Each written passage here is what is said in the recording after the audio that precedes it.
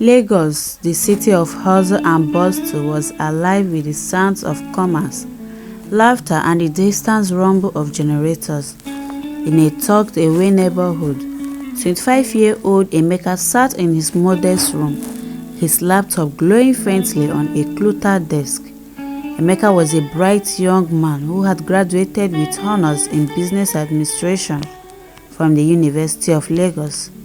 However, the dream of a good job had eluded him, leaving him desperate and vulnerable. The streets of Lagos were unkind to those without money, and Emeka had watched friends rise to wealth through a shadowy word he had long resisted: Yahoo Yahoo. This internet fraud shame promised quick riches but at steep moral cost, yet the daily struggle of life and mounting responsibilities weighed heavily on him. His mother, Mama Ngozi, a widowed trader, depended on his meager contribution to keep their household afloat.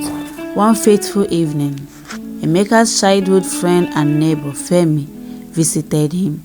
Femi had recently transformed into one of Lagos' most envied big boys. His flashy cars, designer outfits, and nights at exclusive clubs were evidence of his newfound wealth. "Emeka, why dey do yourself like this?" Femi began, lounging casually on Emeka's bed. "All this stress no go pay you. Come join us make you change your life." "I don tell you before, Femi, that life no be for me," Emeka replied, his tone firm yet laced with uncertainty. Femi chuckled. "Forget that thing. You think say me sef no get conscience before? But guy, Lagos no send your morals. If you no hustle, you go remain broke." Femi left that night, but his words lingered in Emeka's mind. Days turned into weeks and Emeka's struggles deepened. The landlord threatened eviction and Mama Ngozi's health began to falter due to stress and exhaustion. One afternoon, Emeka visited Femi's luxurious apartment, his resolve weakening. Femi welcomed him with open arms. "I knew you would come back," he said smugly, handing Emeka a drink. Femi introduced him to their operations, creating fake profiles, crafting sub-stories, and luring unexpected victims. At first, Emeka focused on small scams, convincing himself it wasn't too harmful. Money started trickling in, and life seemed easier. He was able to pay rent, buy food, and even surprise his mother with a new wrapper. But as the week passed, Emeka discovered another layer to the Yahoo game: rituals, or what the boys called plus up. This dark practice was believed to enhance their success, ensuring their targets willingly send money. Femi introduced Emeka to Chief, a spiritualist who specialized in these rituals. One moonless night, Femi and Emeka visited Chief's shrine. Deep in the outskirts of Lagos, the air was thick with incense and area chants filled the room. Chief, an older man with piercing eyes, studied Emeka intently. "You want wealth?" Chief asked, his voice low and commanding. "Yes, Baba," Emeka replied hesitantly. "Then you must prove your loyalty to the gods. For the ultimate wealth, you must sacrifice someone dear to you." The words hit Emeka like a thunderbolt. "Sacrifice?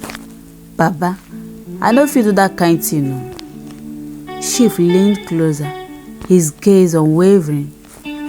"If you want to rise above the rest, you will do as I say. Bring your mother's head and the gods will bless you beyond measure."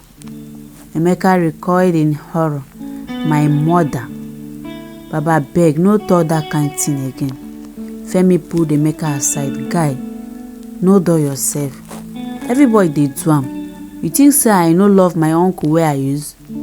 This na big man life we dey talk about." But Emeka was resolute. He stormed out of the shrine, tears streaming down his face. Emeka returned home to find Mama Ngozi waiting for him with a warm meal and her usual words of encouragement. She had always been his pillar, sacrificing her own needs to ensure he had a chance at a better life. As she spoke about her dreams of seeing him succeed, Emeka's guilt grew unbearable. He couldn't fathom harming the woman who had given him everything. The next morning, he confronted Femi. "I no fit do am. My mama mean everything to me." Femi laughed bitterly. "Then remain poor, but don't come crying to me when Lagos swallows you alive." Determined to leave the Yahoo lifestyle behind, Emeka tried to return to honest work. However, he soon realized that exiting the game wasn't as simple as walking away. Chief sent warnings through cryptic messages, and Femi began to distance himself, spreading rumors about Emeka's betrayal. One night, Emeka's room was ransacked and a note was left behind. "You can't run forever." Fearing for his life and his mother's safety, Emeka confided in a trusted pastor at their local church. The pastor, a kind but firm man, assured him of God's protection but warned him of the consequence of his past actions. "You must stay strong, Emeka," the pastor said. "Evil may seem powerful, but it cannot prevail against a heart filled with love and faith." As word spread about Emeka's refusal, other Yahoo boys began to mock him. Some admired his courage, while others saw him as a fool. Meanwhile, Chief and his followers grew more aggressive. One night, Ngozi was attacked on her way home from the market. Though she survived, the incident shook Emeka to his core. Realizing he couldn't fight this battle alone, Emeka reached out to a local anti-cybercrime unit. He offered to expose Chief's operation in exchange for protection. The officers, though skeptical at first, saw an opportunity to dismantle a notorious ring. Through it all, Mama Ngozi remained steadfast in her prayers. She often knelt in their small living room, pleading with God to shield her son. "God, you know my heart," she whispered one night. "Do not let my son be consumed by this wicked world. Guide him back to the path of righteousness." Emeka drew strength from her unwavering faith, vowing to honor her sacrifice by staying true to his version. This story unfolds as Emeka navigates the dangerous crossroads of life in Lagos, battling temptations and threats while holding on to the one thing that truly matters: love for his mother. What lies ahead, only time will tell. Days turned into weeks, and Emeka lived like a man in the crosshairs. Chief's men were relentless, trailing him through the bustling streets of Lagos. He moved cautiously, watching over his shoulders as paranoia gripped him. But despite the fear, he found solace in the simple things: his mother's prayers, her warm smiles, and the laughter they shared over her homemade jollof rice. The anti-cybercrime unit had promised him protection, but their progress was slow. Corruption within the system meant that Chief had friends in high places, and Emeka quickly realized the danger he was in. The unit advised him to lie low, but hiding wasn't easy in a city that never slept. One humid evening, Femi showed up unexpectedly at Emeka's door. His once friendly demeanor had turned cold. "Guy, you dey mess up.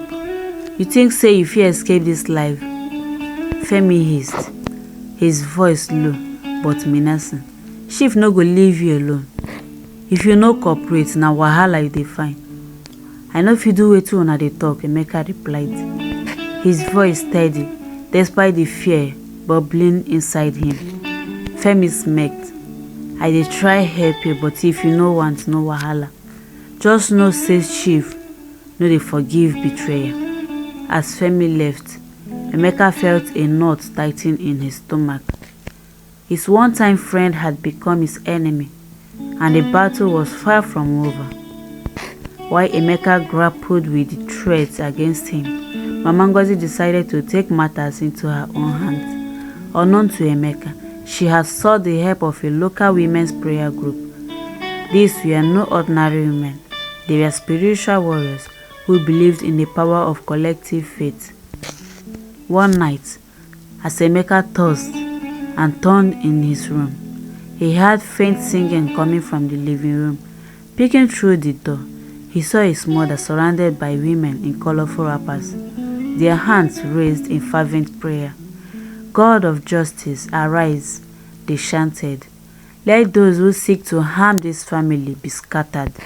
Though skeptical at first, Emeka couldn't deny the peace that seemed to envelop their home after each prayer session. Emeka's collaboration with the anti-cyber crime unit began to bear fruit. He provided crucial information about Chief's operation, from the spiritual rituals to the money laundering scheme. But his involvement came with a price. His life was constantly at risk. One of the officers, Inspector Jide, took a special interest in Emeka's case. A grizzled veteran, Jide had seen countless young men like Emeka lose their lives to the underworld. You are brave, my boy, Jide said one evening during a convert meeting. But bravery alone won't save you. You need a plan. Together they devised on a strategy to infiltrate Chief's network further. Emeka would pretend to return to the fold, gathering evidence that could lead to a major sting operation. It wasn't easy for Emeka to face Chief again. The shrine's dimly lit interior felt suffocating, and the chants of the other Yahoo boys sent shivers down his spine. Chief greeted him with a knowing smirk. So you've come to your senses, Chief said, his voice dripping with sarcasm. Yes, Baba, Emeka replied, bowing slightly, and ready to do what it takes. But as Chief prepared a new ritual for Emeka, he remained alert, carefully documenting every detail with a hidden recording device provided by Inspector Jide. Meanwhile, Femi began to have a second thought. The once confident big boy was haunted by nightmares of the uncle he had sacrificed. The wealth he had amassed brought no peace, only an unquenchable thirst for money. One night, Femi showed up at Emeka's house. Disheveled and desperate, "Guy, I no fit sleep again," he confessed, tears streaming down his face. "This thing we dey do, e no pure." Emeka, though weary, saw an opportunity. "Femi, you fit help me bring Chief down," he said cautiously. After much persuasion, Femi agreed to cooperate, providing additional intel to the anti-cybercrime unit. The day of the sting operation dawned like any other, but for Emeka it felt like a lifetime compressed into a few hours. Dressed in a white agbada to blend in, he attended a major meeting at the shrine, where Chief planned to initiate new rituals. Unknown to Chief, the anti-cybercrime unit had surrounded the area, waiting for Emeka's signal. As the ritual reached its climax, Emeka discreetly sent a test. It's time. Chaos erupted as officers stormed the shrine. Chief's men resisted, but they were no match for the armed unit. In the end, Chief and several key members of his operation were arrested, their empire dismantled. With Chief behind bars, Emeka felt a heavy weight lift from his shoulders. Though the road ahead was uncertain, he was determined to rebuild his life the right way. Mama Ngozi's joy was boundless. "My son, you have done well," she said, holding him close. "The Lord has answered our prayers." But even as life slowly returned to normal, Emeka knew the scars of his past would remain. He resolved to use his experience to educate others about the dangers of quick wealth and the value of integrity. And so, Emeka's journey continues, a testament to the enduring power of a mother's love and the strength of a young man who chose the paths of life. In a city overshadowed by darkness, the story remains unwritten for life. Like Lagos itself, is full of twists and turns yet to unfold.